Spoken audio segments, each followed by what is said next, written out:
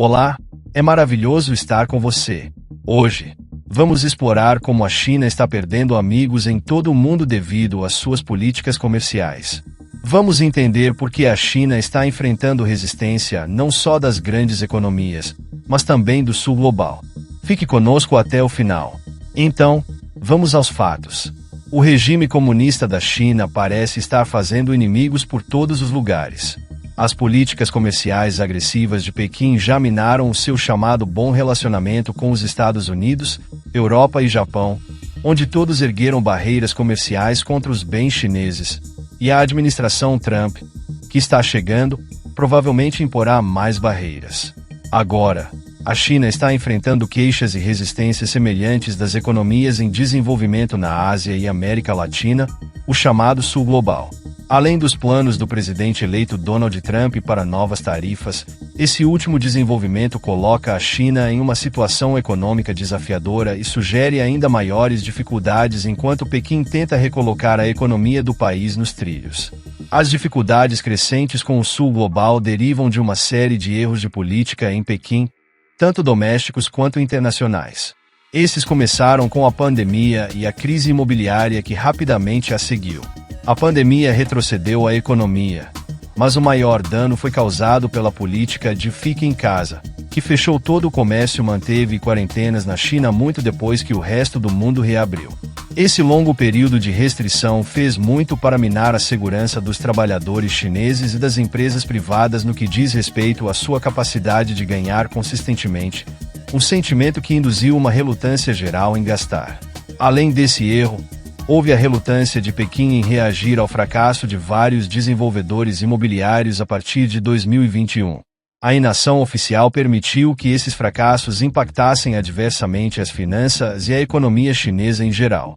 As autoridades chinesas transformaram o problema em uma crise severa, paralisando construções e deprimindo os valores imobiliários e, consequentemente, a riqueza das famílias, o que restringiu ainda mais o consumo e os investimentos das empresas privadas. Incapaz de fazer a economia se mover novamente ao reiniciar o consumo chinês e o investimento empresarial privado, Pequim cometeu outro erro de política. Decidiu investir pesadamente em operações de manufatura de propriedade estatal selecionadas. Diante de um consumo, construção e investimento empresarial interno fracos, no entanto, essa capacidade adicional de produção forçou a China a buscar exportações.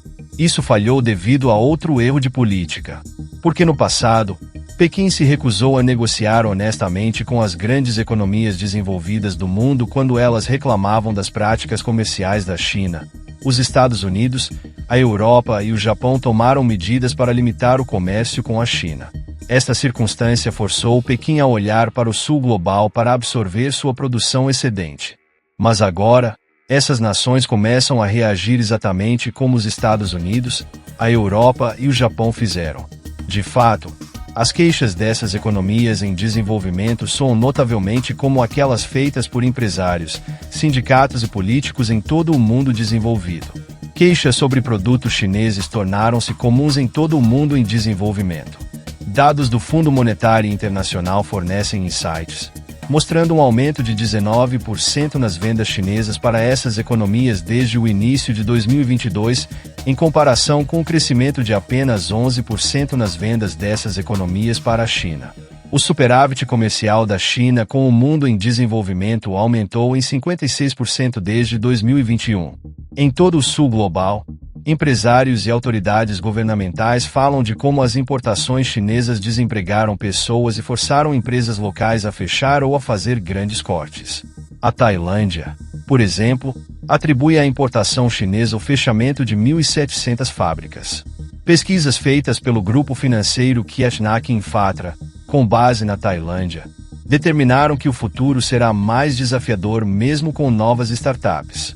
Na Indonésia, o Ministério das Comunicações apontou como a comunidade de pequenas empresas do país sofreu terrivelmente devido a uma enxurrada de importações chinesas. Um fabricante de brinquedos indonésio proeminente na cidade de Surabaya anunciou recentemente que deve reduzir porque a competição chinesa dobrou desde 2018. A Indonésia bloqueou a firma chinesa Temu, que vende produtos chineses diretamente da fábrica para a porta do consumidor. Além disso, a Indonésia está finalizando tarifas de 200% sobre têxteis e cerâmicas chinesas. A Indian Chemicals, observando que seus ganhos caíram cerca de 30% em relação ao ano passado, reclama que os produtos chineses prejudicaram a empresa em casa e a expulsaram dos mercados globais. Até o Brasil, que ainda tem um equilíbrio comercial relativamente uniforme com a China, reclama que o aço chinês, feito com minério de ferro brasileiro, volta para restringir as vendas de aço brasileiro.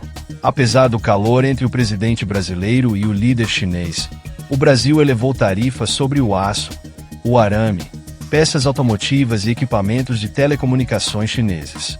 Essas nações fizeram uma série de apelos a Pequim por alívio. Bangladesh e África do Sul foram especialmente proeminentes. Essas e outras economias emergentes tomaram medidas para limitar o fluxo de produtos chineses e colocaram em prática um total de 250 tarifas e medidas de defesa comercial contra a China. Cerca de 120 dessas foram implementadas por nações que se juntaram à China no chamado Grupo BRICS, as iniciais de seus países fundadores: Brasil, Rússia, Índia, China e África do Sul. De um ponto de vista diplomático, esses assuntos são especialmente desconfortáveis.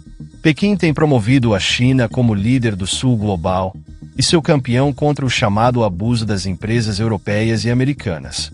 Agora, parece que Pequim está abusando dessas economias.